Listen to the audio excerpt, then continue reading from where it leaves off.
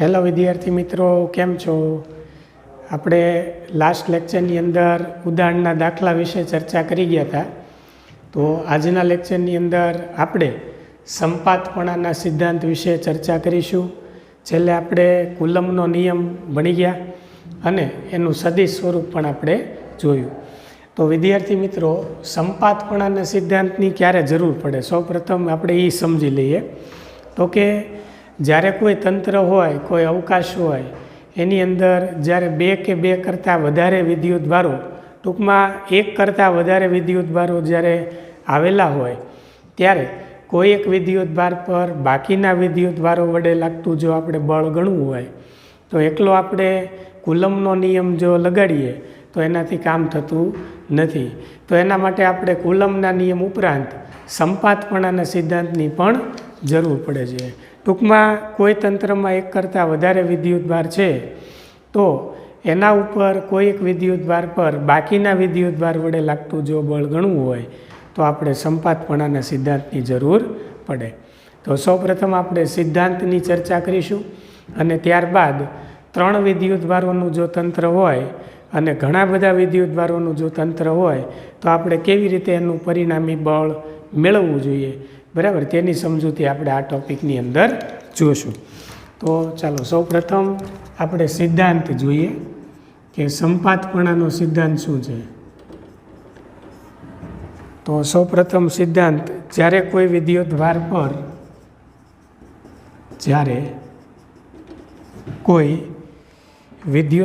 પર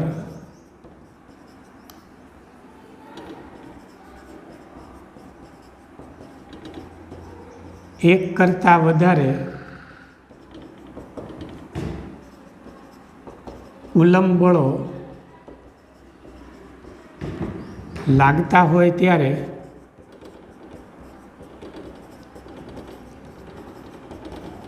પરિણામી કુલમ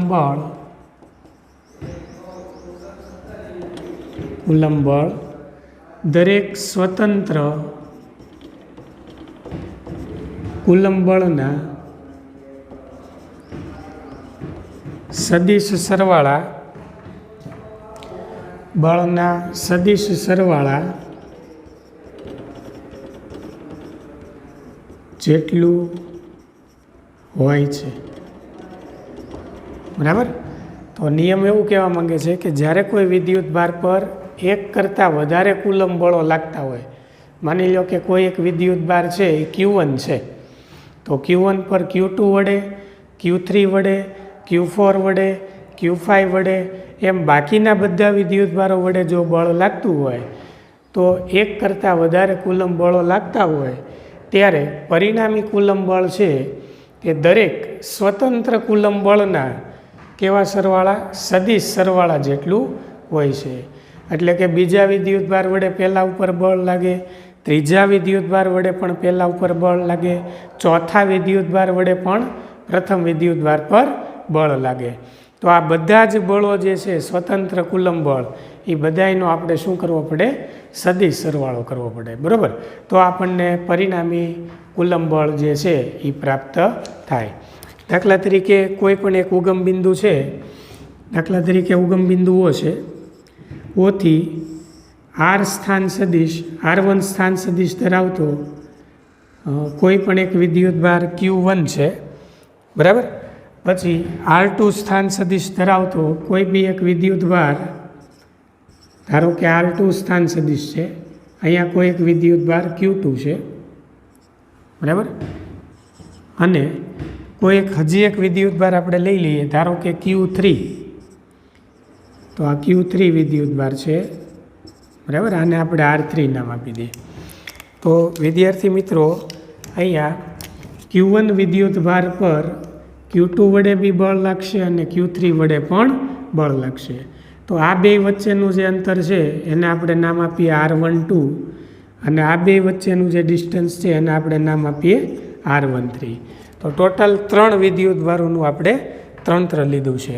તો આકૃતિની એ 3 વિદ્યુતભારોનું તંત્ર, બરાબર. તો Q1 પર Q2 વડે અને Q3 વડે બળ લાગે. તો Q2 વડે જે Q1 પર બળ લાગે છે બરાબર, એ બળને આપણે આ દિશામાં લઈએ કોની ઉપર? Q1 પર. કોના વડે? તો કે Q2 વડે બરાબર. તો એ બળને આપણે કહેવાય F12, એટલે 1 પર 2 વડે લાગતું બળ. એ જ રીતે અહીંયા જે બળ લાગે છે બરાબર, 1 પર 3 વડે લાગતું બળ, એને આપણે નામ આપીએ F13. જો આ બેયનું પરિણામી બળ આપણે લેવા જઈએ બરાબર, તો આ બેયનું પરિણામી બળ આપણને સમાંતર બાજુ ચતુષ્કોણના નિયમ પરથી પ્રાપ્ત થશે, જે બળને આપણે નામ આપીશું F1 બરાબર. તો આ થઈ ગયું F13, આ F12, બેયનું આપણે સદિશ સરવાળો કરીએ તો આપણને મળી જાય પરિણામી બળ F1, જે કોના ઉપર લાગે છે? Q1 ઉપર લાગે છે બરાબર. તો Q1 પર લાગતું પરિણામી બળ આપણને પ્રાપ્ત થઈ ગયું. આ જ રીતે જો એક કરતાં વધારે વિદ્યુતભારો આવેલા હોય કોઈ તંત્રમાં બરાબર, દાખલા તરીકે આ ઉગમ બિંદુઓ છે, ઓથી આપણે કોઈ એક વિદ્યુતભાર ધારો કે Q1 છે બરાબર, બીજો કોઈ બી એક વિદ્યુતભાર ધારો કે Q2 છે, પછી એક વિદ્યુતભાર આપણે લઈ લઈએ, એનું નામ રાખી દઈએ Q4 બરાબર. પછી એક વિદ્યુતભાર લઈએ Q3 અને Q5. ચાલો આ વિદ્યુતભાર Q3, કોઈ બી એક બીજો વિદ્યુતભાર Q5 બરાબર. તો Q1 પર Q2, Q3, Q4 અને Q5 આ તમામ વડે બળ લાગશે. તો સૌપ્રથમ Q3 વડે Q1 પર લાગતું જે બળ છે એને આપણે નામ આપી દઈએ F13, અને Q2 વડે Q1 પર લાગતું જે બળ છે એને આપણે નામ આપી દઈએ F12. તો આ બંને વિદ્યુતભારો વડે જે બળ લાગે છે એને આપણે સમાંતર બાજુ ચતુષ્કોણના નિયમ પ્રમાણે જો ગોઠવીએ તો આ પ્રમાણે બંને બળો થશે બરાબર. તો આ બંને બળોનું પરિણામી બળ આ થશે F13 અને F12. બબ્બે બળને જોડકા લેવાના. એક Q2 વડે Q1 પર લાગતું જે બળ છે એને F12, Q3 વડે Q1 પર લાગતું બળ છે F13 છે. તો આ બંને બળો જે છે એ બંનેનું પરિણામી બળ આ થશે બરાબર. તો એ જ રીતે Q4 હવે આપણે લઈએ ક્રમમાં.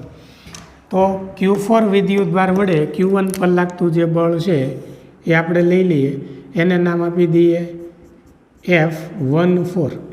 તો આપણી પાસે બે બળો ભેગા થયા.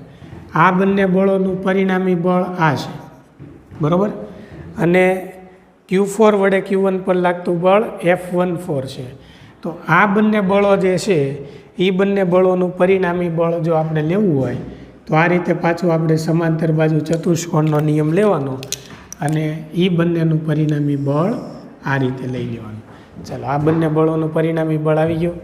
આ બેયનું પરિણામી આનું પરિણામી F14. બેયના બળને આપણે ભેગા કર્યા એટલે આપણને કોઈ બી એક પરિણામી બળ આ પ્રાપ્ત થયું. ચાલો હવે Q5 ને લઈએ. તો Q5 વડે Q1 પર લાગતું જે બળ છે એને આપણે નામ આપી દઈએ F15 બરાબર.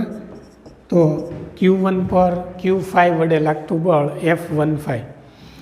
તો F14 અને આ બે બળનું પરિણામી આ બળ, આ બંને બળનું પરિણામી આ થશે, અને આ બળ અને આ બળ બેયને આપણે જો જોડી દઈએ બરાબર, તો એના લીધે આપણને બીજું એક પરિણામી બળ પ્રાપ્ત થશે બરાબર.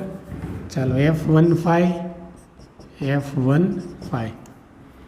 તો આ બે બળ અને એક આ બળ બરાબર, બેયને જોડી દઈએ તો કોઈ બી એક બળ આપણને પ્રાપ્ત થશે, એને આપણે નામ આપીએ F1. તો Q1 પર બાકીના બધા જ વિદ્યુતભારો વડે લાગતું બળ આપણે લીધું. તો આને કહેશું ઘણા વિદ્યુતભારોનું તંત્ર બરાબર. તો આકૃતિ એની અંદર તમે જોઈ શકો કે બે વિદ્યુતભારો Q2 અને Q3 આ બંને વડે Q1 પર બળ લાગે છે બરાબર. તો અહીં આપણે લખશું આકૃતિ એ પરથી સૌપ્રથમ આપણે બળ ગણીશું F12, એટલે કે Q1 પર Q2 વડે લાગતું બળ, બરાબર. તો એને નામ આપી દઉં F12. તો આપણે કુલમનો નિયમ ભણી ગયા છીએ 1/4πε0. એને તમે કે પણ લખી શકો છો, બરાબર. એક વિદ્યુતભાર છે Q1, બીજો વિદ્યુતભાર છે Q2. બે વચ્ચેનું જે અંતર છે એ છે R12 એનો સ્ક્વેર ઇન્ટુ એકમ સદિશ જો આપણે લઈએ તો R⁻12. આને નામ આપીએ સમીકરણ 1. આ જ રીતે Q1 પર Q3 વડે લાગતું બળ, બરાબર. તો એને આપણે નામ આપીએ F13. તો F13 બરાબર 1/4πε0 Q1 Q3 છેદમાં R13નો સ્ક્વેર ઇન્ટુ R⁻13, સમીકરણ નંબર 2. હવે સંપાતપણાના સિદ્ધાંત મુજબ કામ કરીએ. તો સંપાતપણાના સિદ્ધાંત મુજબ સિદ્ધાંત એવું કહે છે કે દરેક કુલમ બળનો આપણે શું કરવાનો? સદિશ સરવાળો કરવાનો, બરાબર. તો સંપાતપણાના સિદ્ધાંત મુજબ Q1 પર લાગતું પરિણામી બળ F1 બરાબર F12 પ્લસ F13. આ બંને બળોનો આપણે શું કરવાનો? સદિશ સરવાળો. તો અહીંયા તમે જોઈ શકો કે બંને બળોમાંથી કોમન નીકળતા પદ છે એ 1/4πε0 Q1. અહીંયા પણ Q1 છે, અહીંયા પણ Q1 છે. તો અહીંથી આપણે કોમન લઈ લઈએ Q1ના છેદમાં 4πε0. તો અંદર આવશે Q2 છેદમાં R12નો સ્ક્વેર ઇન્ટુ R⁻12 પ્લસ બીજામાંથી Q3 છેદમાં R13નો સ્ક્વેર ઇન્ટુ R⁻13. તો આ રીતે આપણે પરિણામી બળ ગણી શકીએ, બરાબર. ચાલો હવે આપણે જોઈએ આ જ રીતે n વિદ્યુતભારોના તંત્ર માટે. તો આ જ રીતે n વિદ્યુતભારોના તંત્ર માટે જો આપણે F1 પર લાગતું બળ લેવું હોય તો પરિણામી બળ F1 બરાબર F12 plus F13 plus F14 plus up to plus F1n. n સુધીના જો વિદ્યુતભારો હોય, અહીંયા આપણે 5 વિદ્યુતભારોનું તંત્ર લીધું છે. જો આવા n વિદ્યુતભારો હોય તો દરેક વિદ્યુતભારનો આપણે શું કરવાનો? વિદ્યુતભારો વડે લાગતા બળનો સદિશ સરવાળો કરવાનો. તો પરિણામી બળ F1 બરાબર, ચાલો બધા બળ માટે આપણે સૌપ્રથમ 1 પર જ બળ લાગે છે એટલે Q1 કોમન આવશે છેદમાં 4πε0. ચાલો પહેલા પદમાંથી Q2 એના છેદમાં બે વચ્ચેનું અંતર R12નો સ્ક્વેર, બરાબર. એકમ સદિશ સાથે લખીએ તો R⁻12, અહીંયા આવશે R⁻12 પ્લસ બીજા માટે Q3 એના છેદમાં R13નો સ્ક્વેર R⁻13, બરાબર. પ્લસ આના માટે લખીએ તો Q4 એના છેદમાં R14નો square R⁻14 plus up to plus આપણે ક્યાં સુધી? તો કે Qn એના છેદમાં R1nનો સ્ક્વેર R⁻1n. અહીંયા કાઉન્સ પૂરો થઈ ગયો. તો બધામાંથી Q1 કોમન આવે છે ને 1/4πε0 કોમન આવે છે. તો અહીંયા તમે લખી શકો F1 બરાબર Q1ના છેદમાં 1/4πε0. આ બધાયનો આપણે બેઝિક સરવાળો કર્યો છે. તો બેઝિક સરવાળાને સિગ્મા વડે દર્શાવીએ તો ધારેલું પદ I બરાબર 2 થી n સુધીના પદ આપણે લઈ શકીએ. કારણ કે 1 તો અહીંયા આવી ગયું છે એટલે 2 થી n સુધીના પદ આપણે લઈએ તો અહીંયા QI એના છેદમાં R1iનો સ્ક્વેર ઇન્ટુ R⁻1i, બરાબર. આ રીતે આપણે લખી શકીએ. તો વિદ્યાર્થી મિત્રો જે I બરાબર 2, 3 અપ ટુ n સુધીની કિંમતો, જો તમે I બરાબર 2 લ્યો તો પહેલું પદ આવશે Q2 છેદમાં R12નો સ્ક્વેર R⁻12 આ આવશે. જો 3 લ્યો તો આ પદ આવશે, 4 લ્યો તો એની પછીનું પદ, અને n સુધી કામ કરો તો છેલ્લે આ પદ આવી જશે, બરાબર. તો આ રીતે એન વિદ્યુતભારોનું કોઈ તંત્ર હોય એની ઉપર લાગતું બળ ગણી શકાય. તો વિદ્યાર્થી મિત્રો, આકૃતિ બીની અંદર તમે જોઈ શકો કે બબ્બે બળોને આપણે જોડકા કરી એમની વચ્ચેનું પરિણામી બળ ગણ્યું. તો આના માટે આપણે સમાંતર બાજુ ચતુષ્કોણના નિયમનો ઉપયોગ કરી અને બબ્બે બળોનું જે પરિણામી બળ છે એ આપણે જો મેળવતા જઈએ તો પાંચેય વિદ્યુતભાર વડે Q1 પર જે લાગતું બળ છે, બરાબર, બાકીના વિદ્યુતભાર વડે એ આપણને F1 આ રીતે પ્રાપ્ત થશે. તો આને કહેવાય સંપાતપણાનો સિદ્ધાંત. ચાલો આ રીતે લખી નાખો. હવે ઉદાહરણ નંબર 6, પછી 7, 8 અને સ્વાધ્યાયમાં આને રિલેટેડ જે એક્ઝામ્પલ છે એ પછીના લેક્ચરમાં આવશે. ચાલો નેક્સ્ટ હવે આપણે જોઈએ વિદ્યુત ક્ષેત્ર. તો વિદ્યુત ક્ષેત્રની આપણે સમજૂતી મેળવીએ.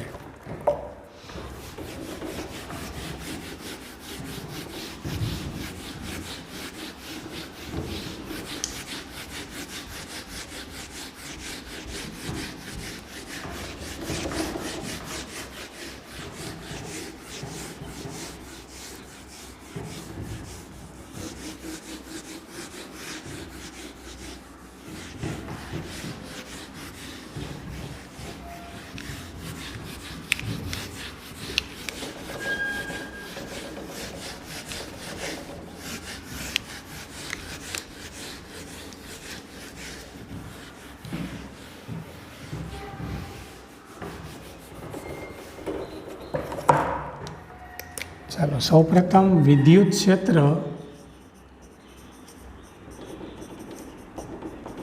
એટલે શું અને બિંદુવત વિદ્યુત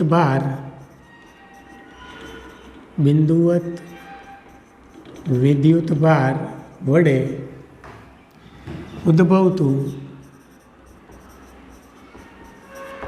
વિદ્યુત ક્ષેત્ર, ટૂંકમાં લખ્યું છે વિદ્યુત ક્ષેત્રનું સૂત્ર મેળવો. ચાલો આપણે વિદ્યુત ક્ષેત્ર વિશે માહિતી આપવાની છે અને બિંદુવત કોઈ પણ વિદ્યુત ભાર હોય અવકાશની અંદર તો એના લીધે ઉદ્ભવતું વિદ્યુત ક્ષેત્રનું આપણે સૂત્ર મેળવવાનું છે. તો વિદ્યાર્થી મિત્રો, એના માટે આપણે સૌપ્રથમ કોઈ એક અવકાશની અંદર યામાક્ષ પદ્ધતિને ધ્યાનમાં લઈએ. ધારો કે આ એક્સ અક્ષ છે, આ વાય અક્ષ છે અને આ ઉગમ બિંદુ છે. તો ઉગમ બિંદુ ઉપર કોઈ એક કેપિટલ ક્યુ વિદ્યુતભાર આપણે રાખેલો છે અને કેપિટલ ક્યુ વિદ્યુતભારથી આર જેટલા અંતરે કોઈ એક પી બિંદુ છે. આ પી બિંદુ પાસે કોઈ એક વિદ્યુતભાર સ્મોલ ક્યુ રાખેલો છે. તો આ બિંદુવત વિદ્યુતભાર છે. તો વિદ્યાર્થી મિત્રો, જેમ કોઈ પદાર્થ દળ ધરાવતો હોય ને એની આજુબાજુ ગુરુત્વાકર્ષણ બળ એટલે કે ગુરુત્વ ક્ષેત્ર હાજર હોય, તેમ આપણે અવકાશની અંદર જો કોઈ વિદ્યુતભારને મૂકીએ તો એ વિદ્યુતભારની આસપાસના વિસ્તારમાં એ વિદ્યુતભારને લીધે એક અસર પ્રવર્તમાન હોય જેને એનું વિદ્યુત ક્ષેત્ર કહેવાય. તો કેપિટલ ક્યુને લીધે અહીં વિદ્યુત ક્ષેત્ર ઉદ્ભવે છે. તો આના વિદ્યુત ક્ષેત્રમાં આપણે આર જેટલા અંતરે કોઈક વિદ્યુતભાર ક્યુને લાવીએ તો આના વિદ્યુત ક્ષેત્રને લીધે આ વિદ્યુતભાર ઉપર શું લાગશે? બળ લાગશે. બરાબર, જે કુલમના નિયમ પ્રમાણે આપણે ગણી શકીએ. તો અહીંયા કેપિટલ ક્યુ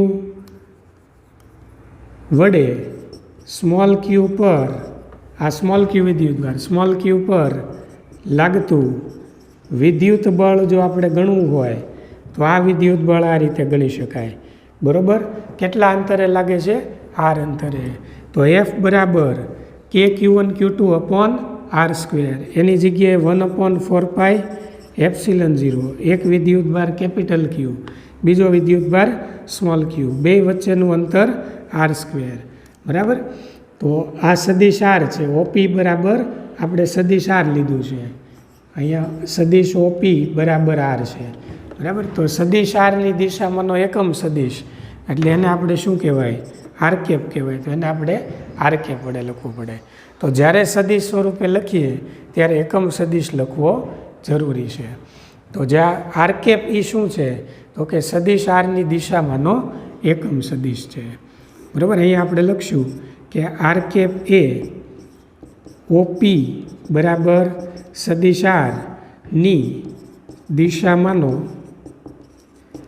એકમ સદિશ છે, બરાબર.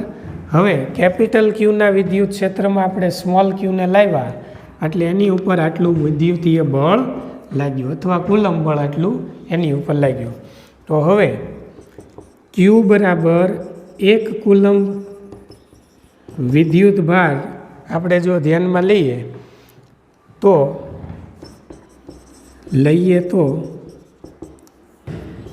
એકમ ધન વિદ્યુત ભાર પર લાગતા વિદ્યુત બળને અથવા કુલમ બળને વિદ્યુત ક્ષેત્ર કહે છે, બરાબર. એને ઈ વડે દર્શાવાય. તો વિદ્યાર્થી મિત્રો, વિદ્યુત ક્ષેત્ર એટલે ઇલેક્ટ્રિક ફિલ્ડ, જેને આપણે ઈ વડે દર્શાવીએ છીએ, બરાબર. તો વિદ્યુત ક્ષેત્ર ઈ બરાબર એફના છેદમાં ક્યુ. ચાલો આ કિંમત આપણે અહીંયા મૂકી દઈએ તો આપણને વિદ્યુત ક્ષેત્રનું સૂત્ર પ્રાપ્ત થશે.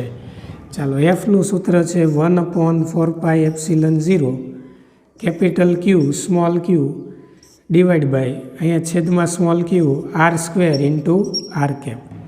અહીંથી સ્મોલ ક્યુ કેન્સલ થશે તો વિદ્યુત ક્ષેત્રનું પરિણામી સૂત્ર છે એ બનશે 1/4πε0 બરાબર કેપિટલ ક્યુ એના છેદમાં r² ઇન્ટુ આર કેપ, બરાબર. તો આ થઈ ગયું સદિશ સ્વરૂપે વિદ્યુત ક્ષેત્રનું સૂત્ર, બરાબર, જે બિંદુવત વિદ્યુત ભાર સ્મોલ ક્યુને લીધે ઉદ્ભવે છે. તો હવે આને આપણે મૂલ્ય સ્વરૂપે જો લખીએ તો મૂલ્ય સ્વરૂપે એટલે સદિશ નીકળી જશે અહીંથી. તો અહીંથી સદિશ કાઢો એટલે એકમ સદિશ નીકળી જાય. તો મૂલ્ય સ્વરૂપે એ બરાબર શું લખાય તો કે 1/4πε0 Q/r² અથવા 1/4πε0 ને આપણે કહીએ કે તો KQ/r², બરાબર. તો આ થઈ ગયું વિદ્યુત ક્ષેત્રનું સૂત્ર, બરાબર. હવે આપણે જો વ્યાખ્યાની વાત કરીએ તો વિદ્યુત ક્ષેત્રની વ્યાખ્યા આ રીતે લખી શકાય. વિદ્યુત ક્ષેત્ર એટલે શું તો કે કોઈ પણ વિદ્યુત ભાર કે વિદ્યુત ભાર તંત્રની આસપાસના વિસ્તારમાં કોઈ પણ વિદ્યુત ભાર કે વિદ્યુત ભાર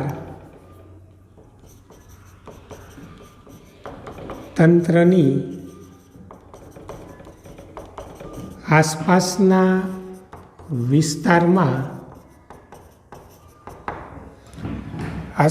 વિસ્તારમાં તેની અસર પ્રવર્તતી હોય, તેની અસર પ્રવર્તતી હોય તે વિસ્તારને શું કહેવાય તો કે વિદ્યુત ભાર તંત્રનું વિદ્યુત ક્ષેત્ર કહે છે. તે કેવી રાશિ છે તો કે તે સદિશ રાશિ છે અને તેની દિશા એ જે દિશામાં બળ લાગતું હોય એ દિશામાં આપણે ગણી શકાય. E બરાબર F/Q. જે બળની દિશા છે એ દિશા વિદ્યુત ક્ષેત્રની તમે લઈ શકો છો. તો કોઈ પણ વિદ્યુત ભાર તમે લ્યો કે વિદ્યુત ભારનું તંત્ર લ્યો, માની લો કે આ વિદ્યુત ભાર આપણે લીધો છે તો આ બંને વિદ્યુત ભારોનું તંત્ર છે, બરાબર. એની આસપાસના વિસ્તારમાં તેની અસર પ્રવર્તી હોય એટલે એ વિસ્તારમાં જો કોઈ બીજો વિદ્યુત ભાર આવે તો એની ઉપર વિદ્યુતીય બળ લાગે, બરાબર. તો તે વિસ્તારને શું કહેશું આપણે વિદ્યુત ભાર તંત્રનું વિદ્યુત ક્ષેત્ર E કહે છે. તે સદિશ રાશિ છે, બરાબર. અહીંયા વિદ્યુત ભાર પર જે બળ લાગે છે એ બળ જો આપણે ગણવું હોય તો અહીંથી Fને સૂત્રનો કરતા કરો એટલે Q × E થાય, બરાબર. તો વિદ્યુત ભાર Q પર લાગતું બળ એફ બરાબર ક્યુ ઈ સૂત્ર પરથી ગણી શકાય. એટલે એનું જ બળ મળે. એટલે અહીંયા જે આપણે બળ લીધું છે એનું જ બળ આપણને પ્રાપ્ત થશે. અહીંથી એફને સૂત્ર ન કરતાં કરો એટલે ક્યુ ઇન્ટુ ઈ, ઈની આ કિંમત ત્યાં મૂકી દો એટલે આપણને પાછું આ બળ મળી જાય. બરાબર, સૂત્ર પરથી ગણી શકાય. ચાલો હવે વિદ્યુત ક્ષેત્ર અથવા વિદ્યુત ક્ષેત્રની તીવ્રતાની વ્યાખ્યા લખીએ. તો બંને સમાનાર્થી છે. વિદ્યુત ક્ષેત્રની તીવ્રતા કયો કે વિદ્યુત ક્ષેત્ર ઈ કયો. બરાબર, બંને સમાનાર્થી છે. સમાનાર્થી શબ્દ બરાબર સમાન શબ્દ છે. તો કોઈ પણ વિદ્યુત ભાર કે તેના તંત્રની આસપાસના વિસ્તારમાં કોઈ પણ વિદ્યુત ભાર કે વિદ્યુત ભાર તંત્રની આસપાસના વિસ્તારમાં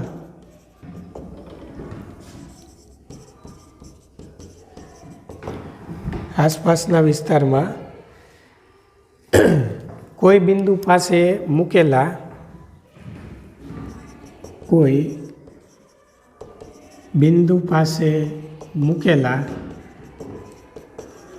એકમ ધન વિદ્યુત ભાર પર લાગતા વિદ્યુતીય બળને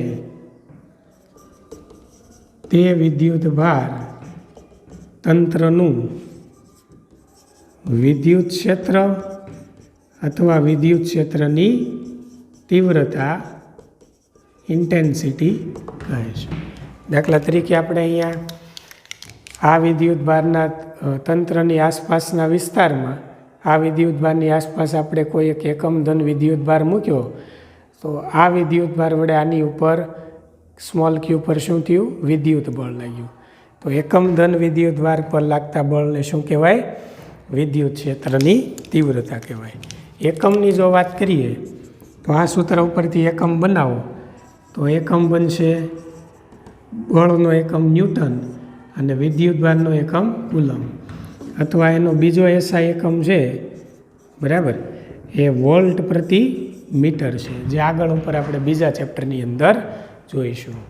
બરાબર, ચાલો પારિમાણિક સૂત્રની જો વાત કરીએ તો બળનું પારિમાણિક સૂત્ર M1 L1 T-2, વિદ્યુત ભારનું પારિમાણિક સૂત્ર A1 T1 છે. તો આનું સાદુરૂપ આપતા M1 L1 T ઉપર જાય એટલે T-3 A-1. તો આ થઈ ગયું એનું પારિમાણિક સૂત્ર. બરાબર, તો વિદ્યાર્થી મિત્રો વિદ્યુત ક્ષેત્રનો આ થઈ ગયો એસઆઈ એકમ અને પારિમાણિક સૂત્ર. તો જે વિદ્યુત ભારને આપણે વિદ્યુત ક્ષેત્રમાં મૂકીએ છીએ બરાબર એને આપણે પરીક્ષણ વિદ્યુત ભાર કહીએ છીએ.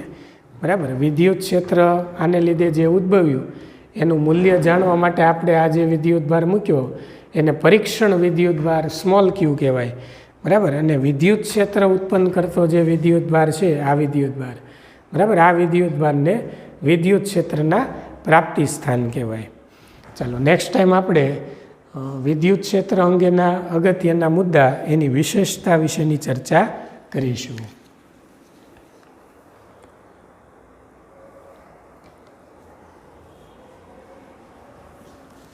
તો અહીંયા દરેક વિદ્યાર્થીઓ આકૃતિ દોરી અને જે કાંઈ બી સૂત્ર આપણે અહીંયા લખ્યા છે એ સૂત્ર આ રીતે લખવાના છે, અને બોર્ડની પરીક્ષામાં પણ જો આ સવાલ પૂછાય તો તમારે આ રીતે લખવાનું છે.